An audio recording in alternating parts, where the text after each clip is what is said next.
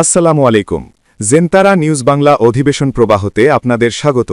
আজ London studio থেকে আছি আমি মীর সাবির, আর ঢাকায় আমার সাথে রয়েছেন সুমাইয়া শিমু। চলুন শুরু করি আজকের গুরুত্বপূর্ণ সংবাদ। জানিয়ে দিব আজকের গুরুত্বপূর্ণ সব আপডেট। আন্তর্জাতিক সংবাদ প্রথমেই জানিয়ে দিব, বহু কূট চালেও শেষ রক্ষা হল না, নেতানিয়াহুকে শেষ করে দিল ইরান।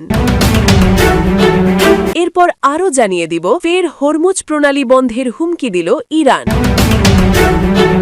এবং সর্বশেষ জানিয়ে দিব, একদিনে সর্বোচ্চ পদক্ষেপ ইরানের, নিখুঁত আঘাত 200 মিলিয়ন উড়ে গেল মুহূর্তেই। শুনছিলেন সংবাদ শিরোনাম, এখন বিস্তারিত। তবে তার আগে অনুরোধ থাকবে, এই ভিডিওটিতে একটি লাইক, কমেন্ট এবং চ্যানেলটি সাবস্ক্রাইব করে জানিয়ে দিন কোন জেলা থেকে বা কোথা থেকে আপনি আমাদের এই ভিডিওটি দেখছেন এবং শুনছেন।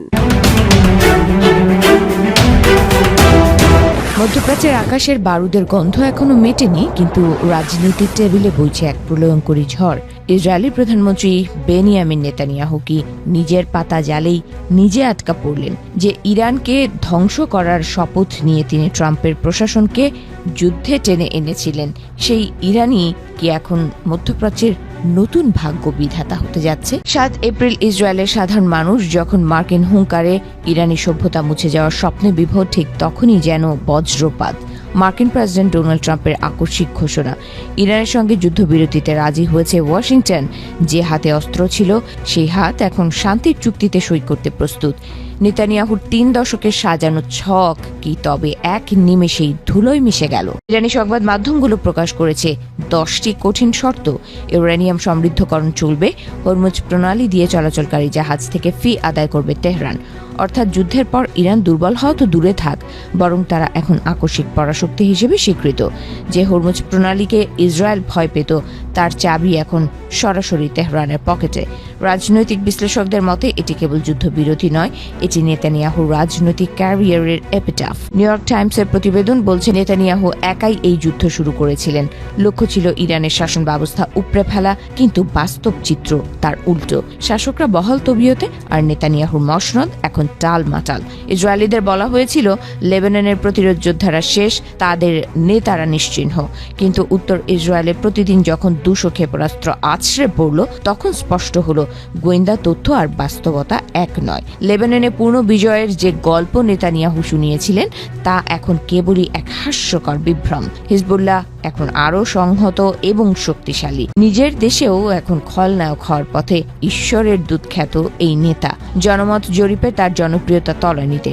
সরকার গঠনের জন্য প্রয়োজনীয় 61টি আসন দূরে থাক, 50টি পাওয়াই এখন দুষ্কর। ডানপন্থী ভোটারদের যে সমর্থন তাকে টিকিয়ে রেখেছিল, সেই আস্থার দেয়ালে এখন বড় বড় ফাটল ধরেছে। হারমান মেলভিনের সেই বিখ্যাত উপন্যাসের ক্যাপ্টেন আহাবের মতো নেতানিয়াহু ও তার শত্রু ইরানকে ধ্বংস করার নেশায় উন্মত্ত ছিলেন। কিন্তু তিমির আঘাতে যেমন জাহাজের সলিল সমাধি হয়েছিল, ইরানের বিরুদ্ধে এই ছায়াযুদ্ধ কি নেতানিয়াহুর দীর্ঘ রাজনৈতিক জীবনের সলিল সমাধি ঘটাতে যাচ্ছে? প্রশ্নটি এখন আর তাত্ত্বিক নয়, বরং সময়ের অপেক্ষা মাত্র।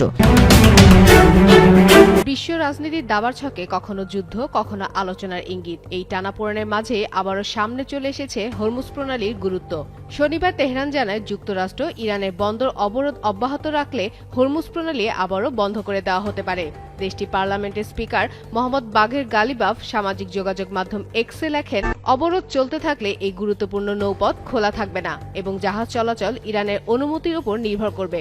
ইরানের প্রতিরক্ষা মন্ত্রণালয় জানিয়েছে, যুদ্ধবিরতি শর্তে সাময়িকভাবে প্রণালীটি খোলা হয়েছে। ফার্স নিউজ এজেন্সির প্রতিবেদনে মুখপাত্র ব্রিগেডিয়ার জেনারেল রেজা তালাইনিকের বরাদে বলা হয়, পরিস্থিতি পরিবর্তিত হলে আবারও এটি বন্ধ করে দেওয়া হতে পারে। সামরিক ও শত্রুপক্ষ সংশ্লিষ্ট জাহাজে প্রবেশ নিয়েও কঠোর অবস্থান নেওয়ার ইঙ্গিত দিয়েছে তেহরান। অন্যদিকে বার্তা সংস্থা এএফপি জানায়, মার্কিন প্রেসিডেন্ট ডোনাল্ড ট্রাম্প দাবি করেন ইরানের সঙ্গে একটি সমঝোতা খুব কাছাকাছি এবং প্রণালী খোলা রাখার বিষয়ে অগ্রগতি হয়েছে। তবে রয়টার্সের খবরে বলা হয়, ইরান এসব দাবি নাকচ করে নিজেদের অবস্থানে অনড় রয়েছেন। এই পরিস্থিতিতে যুদ্ধবিরতির ইতিবাচক প্রভাব সত্ত্বেও আন্তর্জাতিক বাজার ও কূটনীতিতে অনিশ্চয়তা আবারও বেড়ে উঠেছে। যুদ্ধবিরতির ঘোষণা দিয়েছিলেন ট্রাম্প নিজে। 2 সপ্তাহের জন্য থামছে আগুন। বিশ্ব স্বস্তির নিঃশ্বাস ফেলছিল, কিন্তু সেই স্বস্তি যেন ছিল বিষ বৃক্ষের ছায়া। কারণ যুদ্ধবিরতির পরপরই হরমুজ প্রণালীর আকাশে ঘটে গেল এক ভয়াবহ রহস্য। গত 9 এপ্রিল হরমুজ প্রণালীর আকাশ পরিষ্কার। মার্কিন নৌবাহিনীর অত্যাধুনিক ড্রোন MQ-4C ট্রাইটন প্রায় 3 ঘণ্টা ধরে নজরদারি চালাচ্ছিল।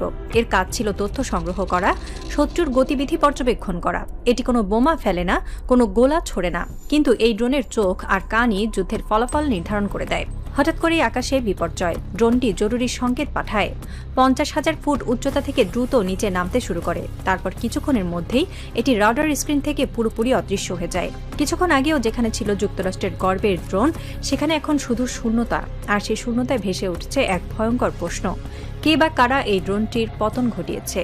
যুক্তরাষ্ট্র বলছে দুর্ঘটনা, কিন্তু ইতিহাসের পাতায় দুর্ঘটনার ছদ্মবেশে কত যুদ্ধ শুরু হয়েছে, কত অজানা সত্য চাপা পড়ে গেছে।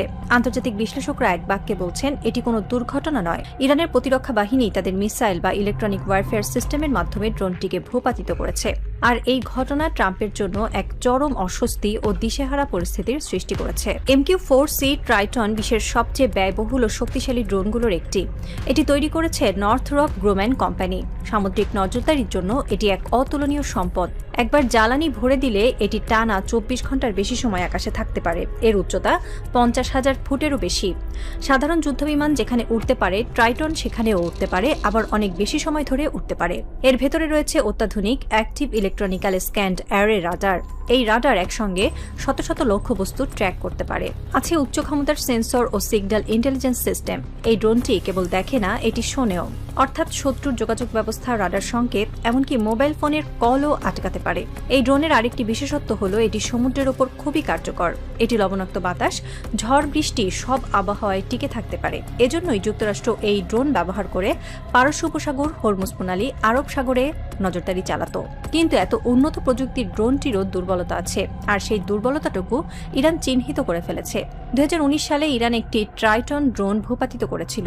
এবার তারা আরেকটি ট্রাইটনকে ধ্বংস করলো। প্রশ্ন হলো ইরান কিভাবে এত বড় সাফল্য অর্জন করলো?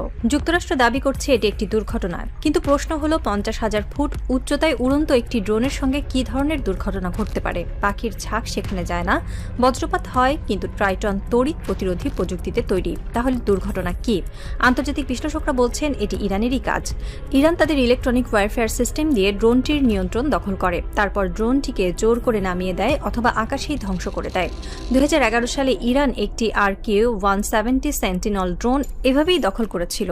আমেরিকার অত্যাধুনিক স্টেলথ ড্রোনটিকে তারা জোর করে অবতরণ করিয়েছিল। এবারও হয়তো একই কৌশল ব্যবহার করেছে, অথবা ইরানের হাইপারসনিক মিসাইল কাজ করেছে। ইরানের দাবি তাদের ফাত্তা ও সেজিল-2 মিসাইল 50,000 ফুট উচ্চতায় উড়ন্ত লক্ষ্যবস্তু ধ্বংস করতে পারে। যদি ইরান সত্যি মিসাইল ব্যবহার করে ট্রাইটন ধ্বংস করে, তাহলে এটি যুক্তরাষ্ট্রের জন্য বড় ধাক্কা। কারণ ট্রাইটন এত উচ্চতায় ওড়ে যে সাধারণ মিসাইল সেখানে পৌঁছাতে পারে না।